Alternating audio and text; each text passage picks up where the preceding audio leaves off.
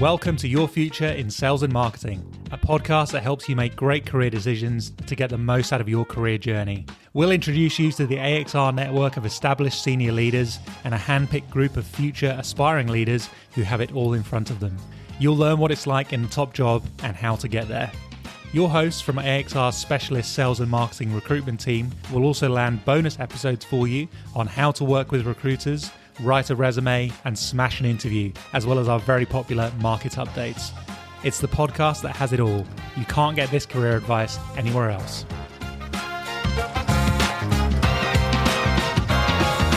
Welcome everyone to Your Future in Sales and Marketing. My name is Mike Dixon, Director of the AXR Sales and Marketing Practice. We're joined in the studio today by Supriya Singh, ANZ Managing Director of Blackmores. Welcome to the pod, Supriya. How are you? I'm really good. Really happy to be here. It's good to have you. I'm looking forward to this. We did the prep for this a little while ago, so I remember our conversation very well. You were traveling up or down to the Central Coast, where you're from? Yes, it's something I do several times a week. I enjoy the commute. I listen to a few podcasts on that commute. Great. Well, I'm sure a few will be doing the same for this pod in their commute as well. And listeners familiar to the pod will know the first couple of questions are pretty standard and always interesting. The first is, what's your favourite brand? And you can't pick one that you've worked on. Yeah, this was a tough one. But actually, my favourite brand is a brand of sneakers called Veja. And I love it because it's a brand that is driven by purpose. So it's a French sneaker brand. It's all around fair trade and sustainability. And it was set up by two 25-year-olds who went out and said, actually, people talk about sustainability and fair trade, but very few big companies actually deliver on it. So I bought my first pair of the Veja sneakers back in about 2015 in Paris, and I have never bought another brand of sneakers apart from my running shoes, which are Brooks.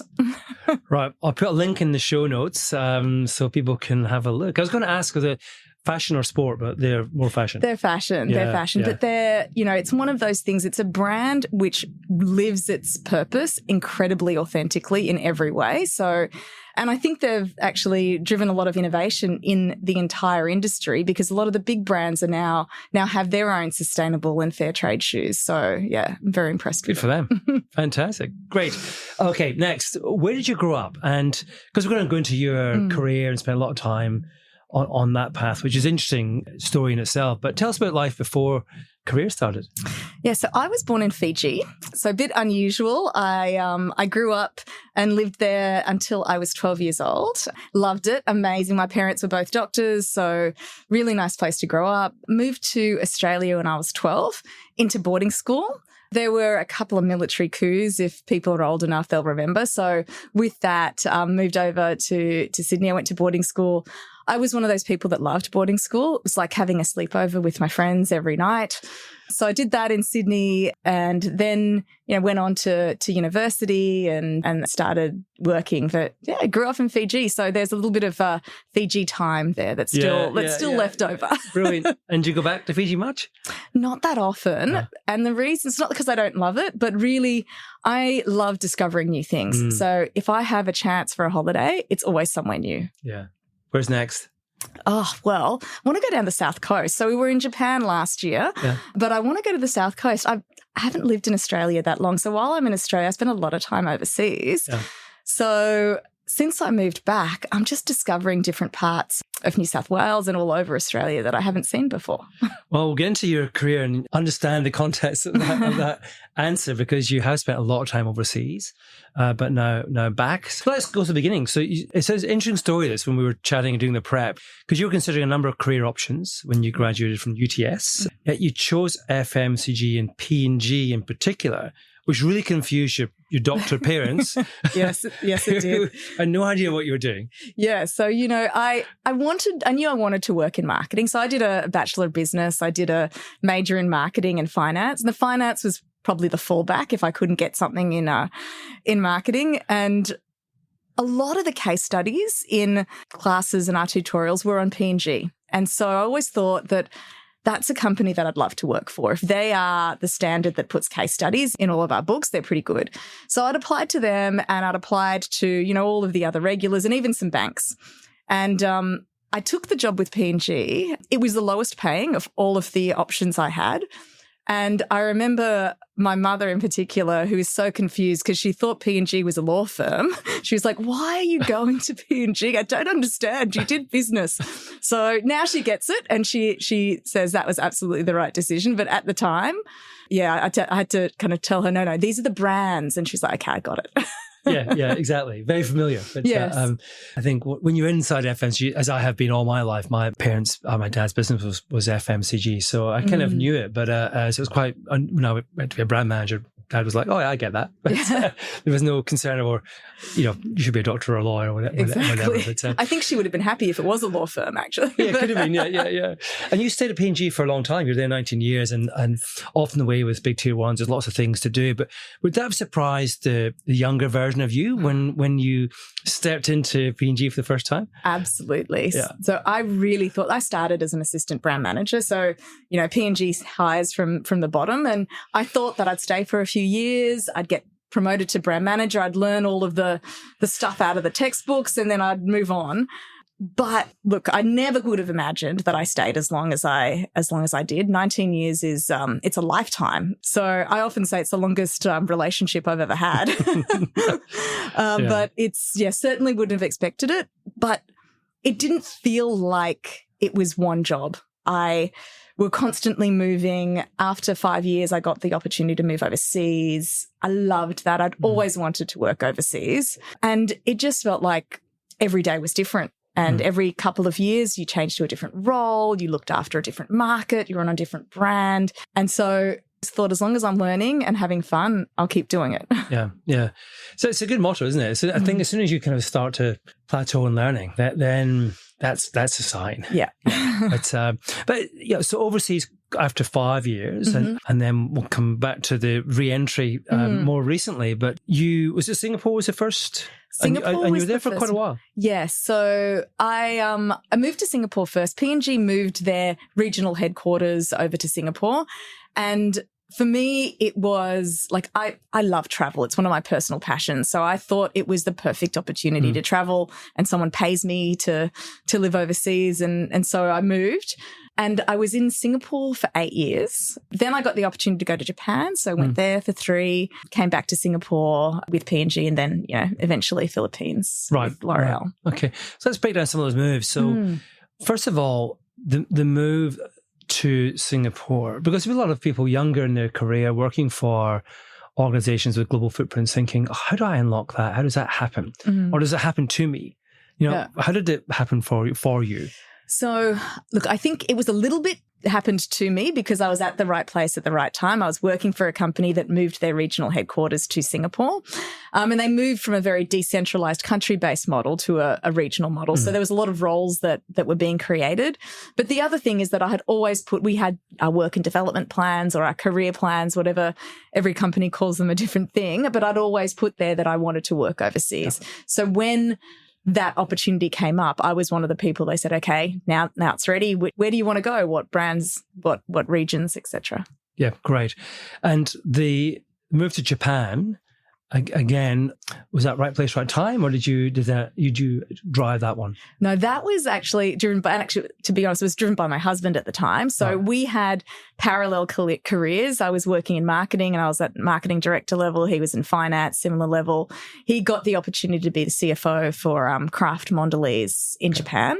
So he wanted to go. It's a country we always loved. We wanted to live in.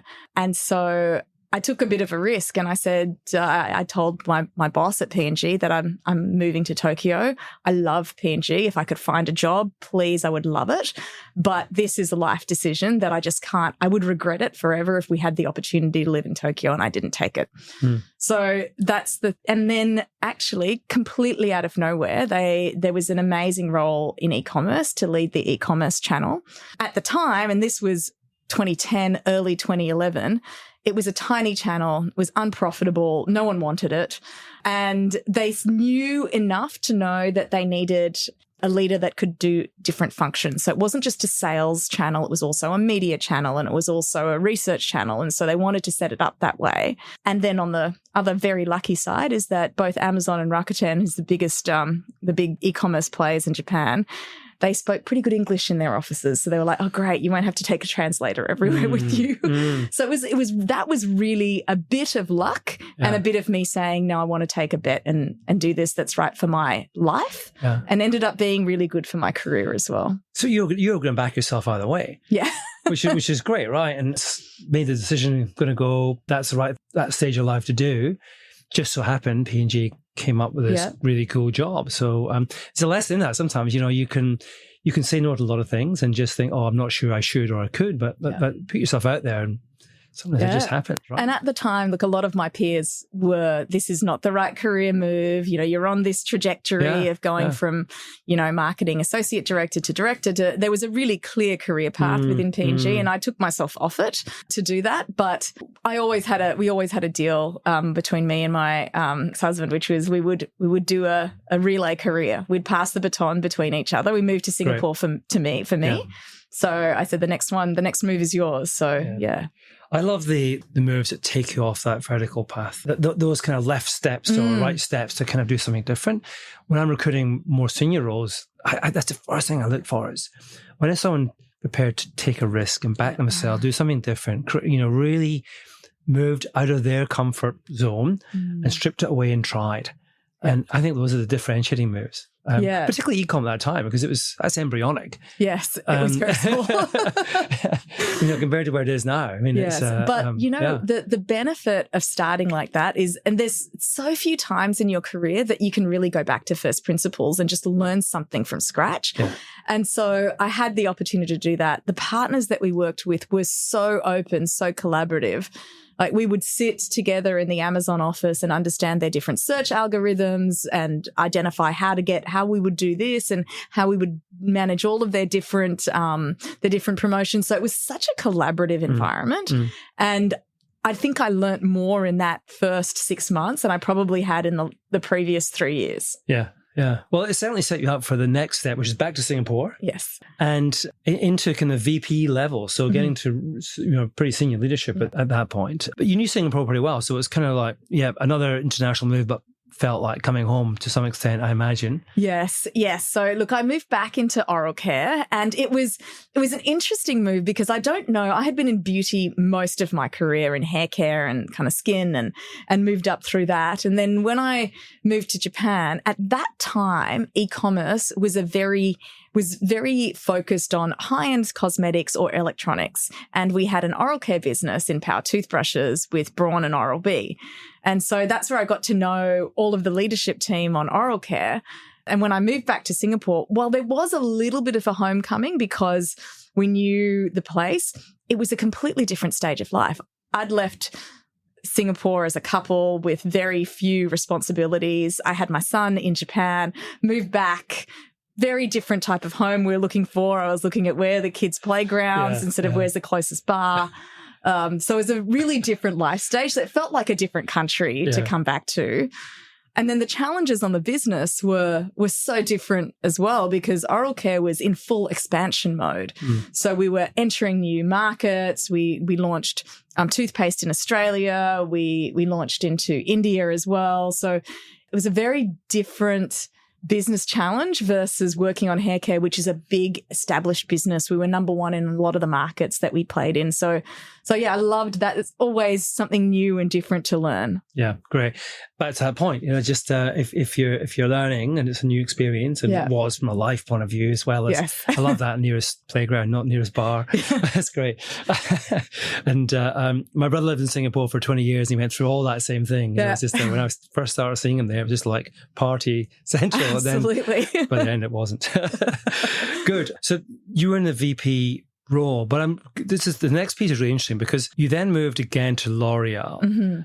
So you first move outside of P&G, and I love the role the recruiter played with you because it was a recruiter that wouldn't leave you alone, and obviously had a lot of belief in you and what you could do outside the business. But describe how that kind of process went and how you were tempted out of the business into L'Oreal. Look, it was interesting that.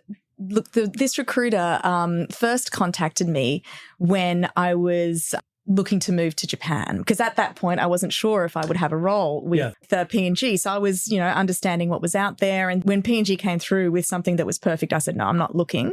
I'm happy to move with and stay with the current company. But she kept in touch with me probably every year. I'd get a phone call or an email on how are you? How happy are you? And when I moved to L'Oreal, I think it wasn't a choice to move to L'Oreal, actually. It was a choice where I said I wanted to do something different. I realized that the work that I loved was the country-based roles because I felt close to the consumer, close to the customer, close to the business, and I felt like I could have a real impact. But the way that the P&G structure was set up is that the P&L is owned in the region versus in the country. So they had moved to that more centralized structure. And I wanted to own the P&L because as a business person, the decision-making is where the P&L is, right? So that was something that I really wanted. And so I was looking at what else is there. And I was quite keen to move to a medium-sized business. You'd worked for this huge global behemoth for so long. And I thought if I moved to a smaller business, I'd have much more opportunity to impact it. And so when she first contacted me and she said, actually, that I'd like you to meet someone at L'Oreal, I said, no, that's just P&G with another name. I'm not interested in moving to something like that. I want to do something different. But what really she convinced me to have a coffee and meet with their head of APAC, and it completely changed my mind. And he changed my mind for a couple of reasons. The first one was very logical, right? They have a very decentralized structure. The autonomy that is given to the country managing directors is huge. So not only do you own the P&L, you own all of the different functions. You can manage your organization and incentivize your organization in different ways. So you could have a different incentive plan to drive a certain outcome versus other countries. And that was really motivating to me because I felt like, wow, you've got that autonomy to make a real impact on the market. But the second thing is he was a truly inspirational leader. And I realized that, you know, the thing that he did so well is he balanced the real hard-nosed, we're here to make a business work, we need you to grow. I never got any leeway on my targets, but he was one of the most caring leaders I ever worked for.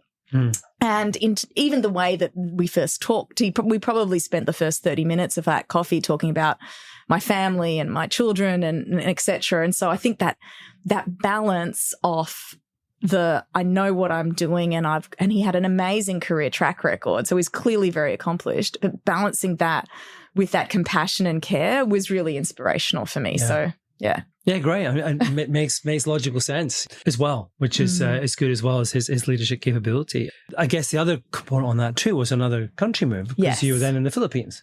Yeah. So, you know, I joined L'Oreal without knowing what my job was. Really? Right. So I chose L'Oreal first. I chose L'Oreal first. And they broadly knew that it was going to be a country managing director role, but which country was not known. Wow. So I had my parameters. My husband at the time was running a business in Australia. And so I said we needed to be within a 10-hour flight. That was the maximum so that we could, you know, manage that back and forth. But apart from that, I was really open. I had a preference for a developing market because I'd never done it before. Yeah. And my kids, like I grew up in Fiji, right? So I knew what it was like to not quite developing like the Philippines, but still very different from Japan or Singapore or Australia. And I wanted them to see what I called was the real world. They'd grown up in this bubble of efficiency and wealth, and you could pretty much get everything you wanted. And one of the things that I loved about moving to a developing country is that they would see and understand just how lucky they were, and just it helps them understand where they are in the broader context of the world versus comparing themselves to the other kids in private school in Singapore. Yeah, two things there. I think one, what you said about joining the company is goodness, if anyone ever talks about a career, it's all I talk about is you don't join a job. Yeah. You join an organization because you believe in the organization and you believe in the people. And the role you do is just your entry point. Yeah. Now, not too often do people then say, hey, any country, but I've got some parameters. That's good. I like that. It's quite broad. But I hear you on the kids' side. My kids have moved around different countries around the world. I think it's fantastic. I mean, not everyone can do that, but I think again, you're creating experiences that are unique and giving them perspectives that they wouldn't get otherwise, which is amazing. And what was it like, when you did it? Did you enjoy it? Yeah, I loved it. Yeah. I loved it. It was intimidating because there was they always tell you when you make a change, don't change everything all at once. And I changed kind of company and country and the role that I was doing all at the same time. And it was during COVID, right? So I started prior to COVID. So I had about 18 months pre-COVID, which was amazing. So look, there are the normal challenges that you would have with moving to a developing country, right? So there's a lot of bureaucracy, you wait in a lot of lines. So that kind of happens. But I loved it because there is so much opportunity, right? So we were growing so fast. We had so much opportunity for change. L'Oreal is the biggest beauty company in the world, and the Filipinos are obsessed with beauty, right? So they love everything about it. They have I'll probably get it wrong, but they have a lot of like Miss Universes and Miss Worlds. So they love that aspect of life. And so it was an amazing journey. So I loved work there. I think from a personal life, we explored a different country, right? So I say the Philippines beaches are the best kept secret in the world because I think they're the most amazing beaches ever. Like we would go snorkeling, we'd go diving, we'd visit different islands. So it was a great lifestyle there, and the kids went to a great school, and so it was really, I loved living and working there, and the people that we had at L'Oreal Philippines, there was just such a can-do attitude. There was not a I can't do that, but it was I'll find out how, or let me come back and figure out what it will take and what help I need. So there was just this optimism around the whole country and this energy that I loved. That's amazing. Yeah. Yeah. I don't know the Philippines, but I feel like I should go now. I think you should. Now, I mentioned earlier that you were there and COVID came along, and that's always for most people, it's been a bit of a career transition period. How did it go for you when you were different country? Yeah. Look, it was probably the most challenging time in my career that I've ever had. Yeah. Challenging from a leadership perspective, but also like from a people perspective, from a where does your job start and end perspective. So from a leadership perspective, everything, the business changed. So I was running a business that was 50% cosmetics, and then suddenly no one's going out and they're wearing masks and makeup completely changed. Yeah. So we had to do a massive pivot towards skincare. We had a big business in department stores. Department stores shut down, so we had to shift. And we were already shifting towards e-commerce, so that was good. But there was just this huge challenge from a business perspective. Then from a people perspective, look, we had a lot of people who were out on the road. We had beauty advisors in department stores. We were worried about their safety. They were wearing masks. We had to do, so it was just, they were frontline workers. So it was this management of, I want to balance the business, but I'm also trying to balance the safety of my people. And in Australia, I think that, while there was a lot of challenges, there was clarity of data. So you knew how many cases people had in Australia, whereas in the Philippines, data was very opaque. One day it was 20,000 cases. The next day it was 40,000, right? You just didn't, you didn't know. And there was just a huge number of people who were getting sick. And so that safety aspect was really, like, we had a couple of our staff who got COVID, and I called each of them in hospital, and it's a drain on you emotionally. And I remember having these discussions with people in culture about where does the duty of care for a managing director start and end? But when you're in that environment, it's almost like there is no end, right? You need to be able to step into it and make sure people are okay, because they're so unsure and they're scared and they don't know what's happening, and they somehow think you have more information than them, but you don't. So it was a very challenging time. That said, it was probably where I learnt the most about a leadership and change and transformation, because you had to do it. Everyone just sucked it up and did it because there was no other choice. Yeah. And how are you coping as a family? Because you kind of, you'd experienced so much, but I guess being in a country where you haven't got your broader family around you must have been quite tough. It was. I had my kids, I had two. My son was in year 2. My daughter was in kindy. They were both in homeschool for almost 8 months. Yeah. So that was like, I don't know how you do kindy as homeschool. So it was, I'm not sure how much she learnt, but we did. So that was in itself challenging. We were incredibly fortunate. We had a house and a backyard. There was lots of space. We were all able to work from home, and that was incredibly lucky. But it was really, really challenging, and managing the kids, managing what we could do going in and out.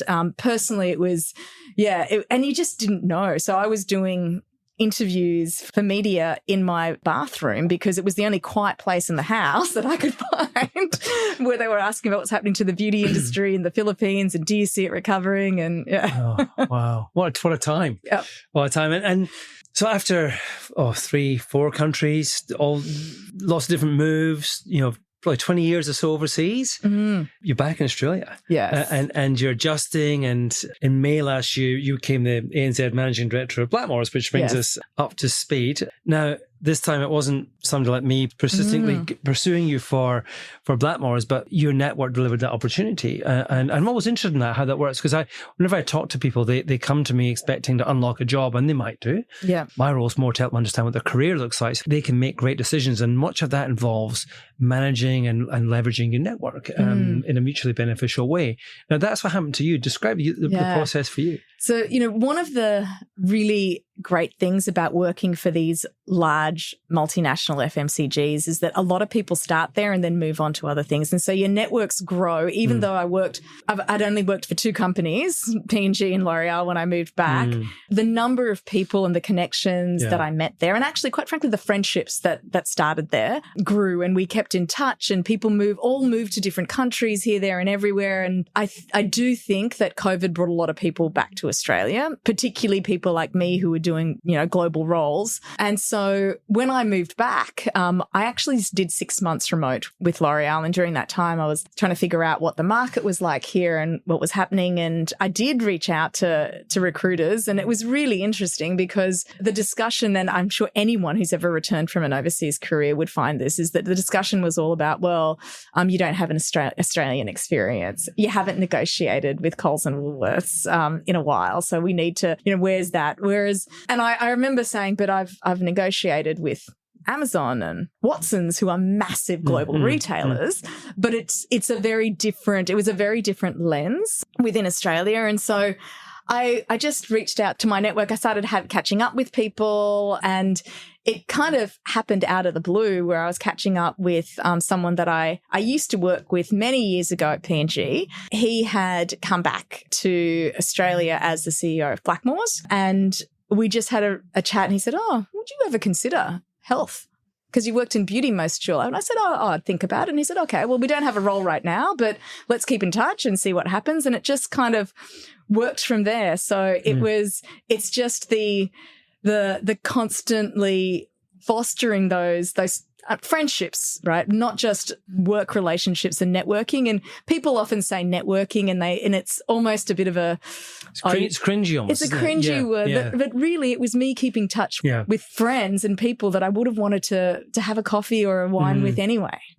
Yeah, a couple of things in there, Supriya. I think, one, the view of people in Australia, the view people in Australia have of overseas experience is getting better, but it's still through this kind of lens of, but you don't know Coles and Woolies or Priceline or Chemist Warehouse. It's getting better. Actually, I've touched on this several times in the pod where people have come back and some of the challenges they face. I think it's worth a dedicated pod in itself as to this. But anyway, you overcame that. Yeah. And network's a funny word, isn't it? Because I think people see it as a businessy, almost cringy, dirty thing to do. But it's like the self-promotion thing where it's actually it's not. It's keeping in touch with people that you enjoy spending time with. Exactly. Every year you're at work, you meet new people and people will go on and do other things. The important thing is, if you like them, keep in touch with them. Yeah. And just, drop the odd comment, to them, or say hello on a LinkedIn post, or it doesn't take much. just to keep it alive. And it pays back. It really does. And guys, listen, we have a guide on this, by the way, on how to do this really, really well. So if anyone's kind of thinking, I'm not sure how to do this, then reach out and I'll send you the guide. But it worked for you, which is very well. Now, Blackmores. Where's Blackmores today, and what's the mission, the purpose that you guys are working to? So look, I think Blackmores is a company that has changed a lot over the last 5 years. It's kind of transformed from a founder-led company to going on to the ASX to then being bought by Kirin Holdings, a large Japanese conglomerate. So there's a lot of changes in there. What I was inspired by, what I joined the company for was around the purpose. And I think that this links back to my favorite brand, the Veja sneakers, is I felt like there was something in that purpose that connected with me. I mentioned right at the beginning that my parents are doctors. I've got quite a medical family. Like there's a lot of doctors. My sister works for New South Wales Health. So there was something in that I've always been passionate about health. I fell into beauty. I didn't choose to start in the beauty care business at P&G. You were assigned a brand and that's what you started with, and you kind of moved up through there. And so when I looked at the purpose of Blackmores and what they're trying to do, which is connect the healing power of nature with more people, I thought that's something that I can get behind. That's something that I personally believe in. And it's not, yes, you have your financial goals and you have your numbers, but actually I believe that our products make people's lives better, make people healthier in a society where people are living longer, but not necessarily living longer, healthier lives. And we call that this gap between your lifespan and your health span is increasing. And the impact that our products can have on helping people increase their healthy lives so that they're not living longer, but not in a way that they love, is something that really spoke to me personally. And when I moved back to Australia, like I'd lived for 17 years in a different country to my parents. So this was the first time I'd come back and actually lived in the same country as them. And they're incredibly active, right? They're very healthy. They're active. But I realized, wow, that I'm so glad. That was one of the best things about coming back home, was being able to spend time with my family and my parents. But it also made me realize that this is not unlimited time that I might have with them. I need to make the most of it, and I need to, and it made me realize that really brought home the impact that health can have on relationships and quality of life. Yeah, that's very powerful. I love that. Love the mission. That's something you can really focus in on. It's amazing how many companies their mission's not that powerful. You know, and it's hard to articulate. So I think that's fantastic. So you look after the Australian New Zealand market. Yes. Blackmores is an Australian business. How kind of important is the home market to Blackmores? So it is very important. So it's still the biggest market for Blackmores. We have a pretty sizable business in China, and then we've also got a pretty good business in Southeast Asia. But Australia and New Zealand is the biggest market. But beyond that, it's the DNA of the brand and the company. So when you see the Blackmores brand overseas, the thing that people are buying is Australia's number one vitamins, right? So, and they trust it because Australia has an amazing reputation overseas, not just about health, but also around really high regulations. So our regulatory environment in Australia is quite stringent. Not everyone who's grown up in Australia would know that, but we have some really high standards. And that is a huge benefit when you look to export overseas, because people say, wow, if it's a really great brand in Australia, that gives me a level of trust that I know that the products are good and they've been vetted and they're the right things and they're not going to do me any harm. So I think that there's the DNA of the brand, the values come from that home market. And so I take that responsibility quite seriously, because what I do with the brand in Australia is going to have repercussions in all of those other markets. And so growing that brand trust, growing the love is a really important thing. Yeah, great. In terms of the mandate you've got, Supriya, the mission's very clear. The home market's obviously significant, but I understand the brand it resonates overseas and hence opportunity there. But is there a lot to do if you got, or is it kind of in a good place?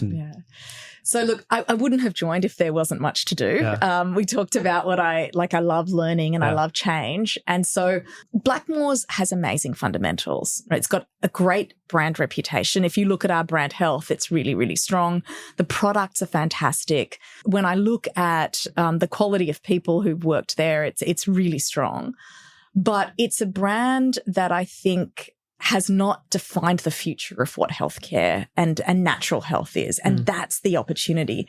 When I looked at what Blackmores could be, I thought about the healthcare space and this natural health industry is evolving so much. So it's not just about vitamins anymore. People have drinks, they eat food, they chew gummies. So there's so much more. And I think that COVID changed this industry because now consumers are so educated on what all of these different ingredients do. Before, people would take a vitamin C when they got a cold. Now they know the difference between a probiotic and a prebiotic and a postbiotic. They're so educated. Time to read up.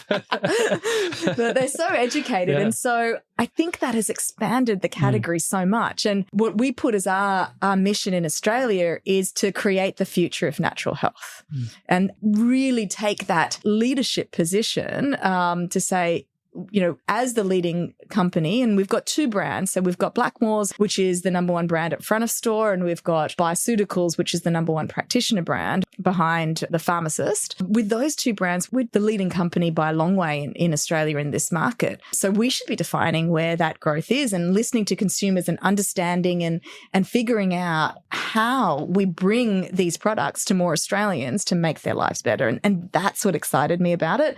The opportunity to explore different channels, different segments, different formats. It was really exciting. And we see that just starting to come through. So I'm just clocking a year at Blackmores, and a lot of this was in the works as well before I started. But we're, starting to launch new formats. We're looking at new channels. And so that's really exciting. Yeah, I think I love it. You can tell the energy in your voice. I think it's a really great journey that you're on already. And there'll be people listening who are thinking, "Oh, that sounds great," And no doubt part of this journey is ensuring you're surrounded by the right people, and you've got some great people in Blackmores. But if there's others who are listening, going, that could be for me.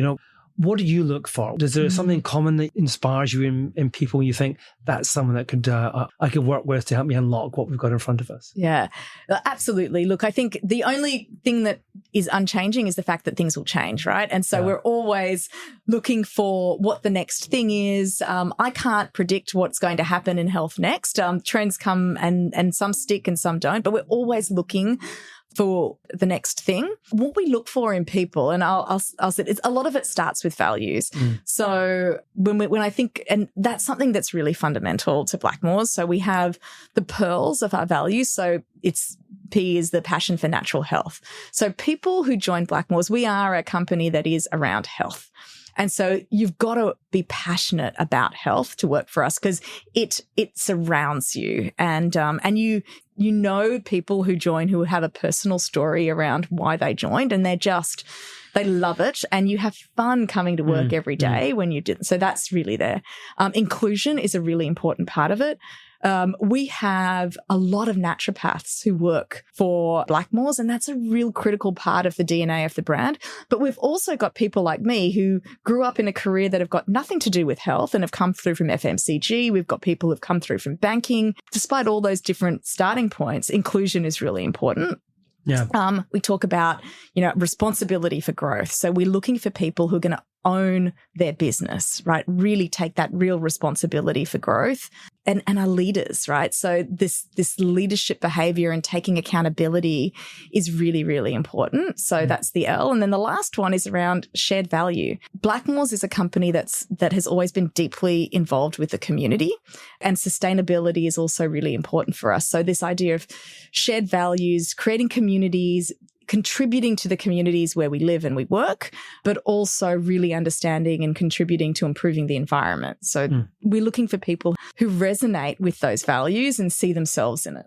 Great. And you started off just talking there about change as well. And the only thing that is constant change, and it's a common thing, but you're on a journey, there's lots to do. That's why you're there. And when we spoke prior, there's a phrase that stuck in my mind that you used, which was you lean into change. Yes. And I guess that's something you're looking for in somebody as well, as what's the propensity to lean into change? Yes, absolutely. And I think, that is as I look at the future, and even if I talk to my kids about what are the skills that will serve you well in the future, it's adaptability to change and willingness to say, actually, what can I do? Look to the future, anticipate what's happening, adapt to it, prepare for it. So that view of change as a good thing versus something to be scared of is definitely something that we're looking for. Not just because Blackmores is going through a big transformation, which it is, but I think it's one of the life skills that change is just going to speed up in this world. And so we need people who, when they're not saying, when will it stop? They're saying, when's the next one? Yeah. How do we create this change leadership as a habit of something that we know that's going to happen and it's going to continue and we enjoy it and we look forward to it. Yeah, there's a kind of resilience and a positivity, I think, that gives that an energy that lets you thrive in that. Yes. Because at a macro level, we've changed if changes comes at us every year. Yes. In a different way now. You're listening to this pod, and it probably isn't, we're recording this in May. It might not come out for 2 or 3 months, but we're recording this in the wake of Trump's tariffs, right? Yes. That's the latest change to hit us. Yeah. It's like, well, what's going to happen there? Yeah. How do you navigate your way through that? There's something else, next wave coming along, no doubt. But so really interesting conversation. So much more we could go into, and I want to revisit that whole landing back in Australia piece after overseas, and in more depth. We'll do a follow-up pod on that. But finishing up, I just want to talk about your career. Now, I know you're just into Blackmores, but one of the most interesting things when I talk to people who are in senior leadership roles is, what about the career? Where do you go from here? Because there's often an assumption from somebody in a more junior level to look at you in an MD and think, well, actually, you've done it, right? You've hit the heights, there's nowhere else to go. And that's not the case, because you've got a long way to go in your career. And I had the same conversation with Sam Hudson, who's a GM of Nudie, whose pod was out very recently, to ask you the same question. What about your kind of longer term career goals? When you look forward, what do you see? Yeah. It's a good question. Look, for me, I always look for learning, right? And we've talked about what is new, what is different. At Blackmores, I'm learning a completely new category, right? I'm learning about health, and the amount that it takes to understand that, it's immense. I underestimated the depth and the research and development that goes into our products, right? So there's a lot to learn there. But what goes next? Look, it's just what expands that learning. So it could be, how can we look at, expansion into new categories, new segments? It could be, how do I expand my breadth? We have a manufacturing facility here in Australia. I've never led a business that owns its own manufacturing facility. So I would love to understand a little bit more about that and how that works. Being Blackmores in Australia carries a gravitas, and how do we lean into public affairs more and try and influence the public health agenda. So those are things that I'm really interested in getting more into and learning more about. But I think that, there's not a one job. Like I would love to have a longer term view. So think about what happens. My job is kind of looking at a time frame of 3 to 5 years. That's what I do as an MD. If I think about, the next level, they're probably looking at 10 to 15 years. That's really interesting to me. I can't even imagine, but what would AI look like in 10 years? It would just be the most interesting thing to go and pick apart and think about. So that's something that I'm really keen to do as well. Cool. I think often when people think of that question, they jump miles ahead. But what you didn't do there, which I really like, was to talk about just that mindset you have now of what can we push, what can we change, how can we develop, how can we kind of create more value in the way we're doing things and expand the way we're operating as an organization. Because if you haven't got that short-term change mindset, then you're never going to get to the long one. So you've got to have that kind of, push, and that will open up the longer-term horizon for you. So Priya, that's been a fascinating conversation. Great. Thank you. I've enjoyed it. Me too. Really, really good. And guys, if you're new to the pod and you've been inspired by Supriya's story, there's over 100 episodes now, 110 or 15 or so for you to jump into. A mix of CEOs, MDs, sales leaders, CMOs, and a bunch of future leaders too, talking about their own journey, career insights and advice. And for the 4,000 or so regular listeners, goodness me, I can't believe it's that many. Thank you for following us. Thank you for supporting. And there's a lot of appetite for career in sales and marketing, and hope we're filling our gaps. Supriya, thank you for helping us doing that. And from me, Mike Dixon of AXR Recruitment and Search, thanks for listening. We'll be back soon with more episodes and insights to help your future in sales and marketing.